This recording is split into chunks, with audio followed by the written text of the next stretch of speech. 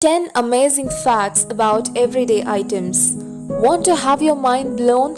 Then simply look around you. The tools you use on a daily basis, the things you have lying around the house, and even the clothes you wear on the daily all have unexpected histories, quirky backstories, or strange facts that you likely have no idea about. Here, I pull back the curtain on all of them. You'll never look at the world around you the same again. Number 1. The interesting story of high heels. It's surprising to know that high heels were designed for men long before they were worn by women. Here's the story. Evidence of existing of high heels date back to 9th century Persia. These shoes were worn by horseback warriors in order to keep the rider's foot secure in stirrups. Bata Shoe Museum in Toronto exhibits some of these Persian riding shoes. One important fact that helped towards the popularity of high heels was the fact that French King Louis XIV, who was a notorious shoe collector, started wearing red high heels in order to gain a few inches as he was just 1.62 meter.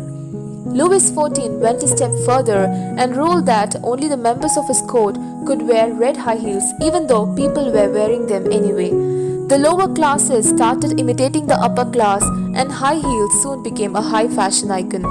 This was the case up until the 1630s. But then things changed.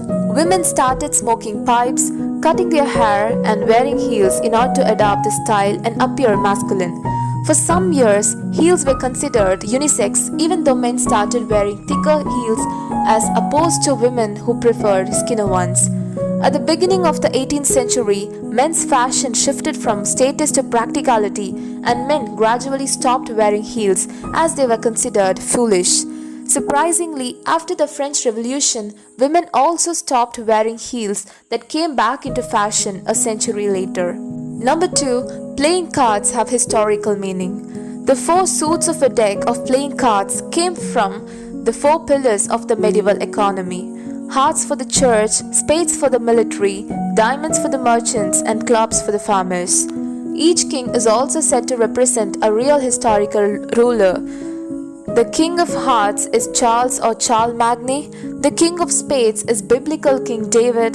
The king of diamonds is Julius Caesar, and the king of clubs is Alexander the Great. Number 3. Wearable eyeglasses have been around since 1284. Imagine that every time you needed to read something, you had to lift a piece of glass the size of a mirror to your face. That was the best solution that humankind had come up with for vision problems before the 13th century, when some enterprising folks in Italy shrank the glass and heavy frames enough that they could finally be worn on nose. A while later, Spanish eyeglass makers came up with the idea of attaching ribbons to the frame so that the glasses could remain on the wearer's face. Finally, in the 1700s, these ribbons were replaced with the arms that today's glasses have, allowing them to rest comfortably on the nose and ears. Number 4. Salt was used as currency. Salt has been vital to human history and exploration since, among other things, it allows people to preserve food and take it with them on long journeys. Salt was also important that the ancient Romans used it as money, paying their soldiers in rations of salt. In fact, that's where we get the English word salary, and it's also where we get the English word salad, which was named not for leafy greens but for the same Romans who liked to sprinkle their greens with salt to improve the flavor. Pen caps have holes to prevent choking. Next time you're looking at a cheap mass-produced ballpoint pen, especially the big crystal with its clear barrel and cap, the color of the ink inside, take a closer look at the top of the cap. There's a hole. While some conspiracy theorists thought Bic did this on purpose to dry out the ink so you would have to buy more pens, but the truth is much more thoughtful.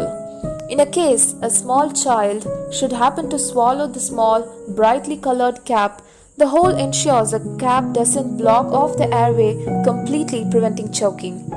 Number 6. There is a reason for that hole in the spaghetti spoon. If you've got a spaghetti spoon, that's the one with the large tines for separating strands of pasta, take a look at it.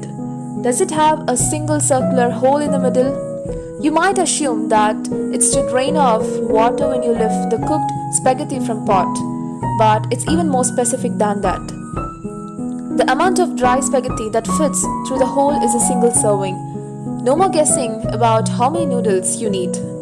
Number 7. Your keyboard was designed to slow you down. Have you ever taken a close look at your computer's keyboard and wondered why the letters seem to be randomly strewn across the keys? In reality, it's not random at all.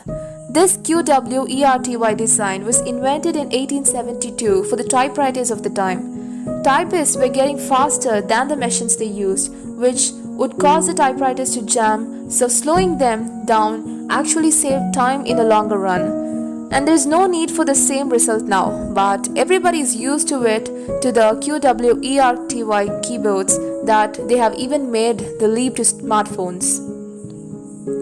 Number 8. Coffee makes the world go round.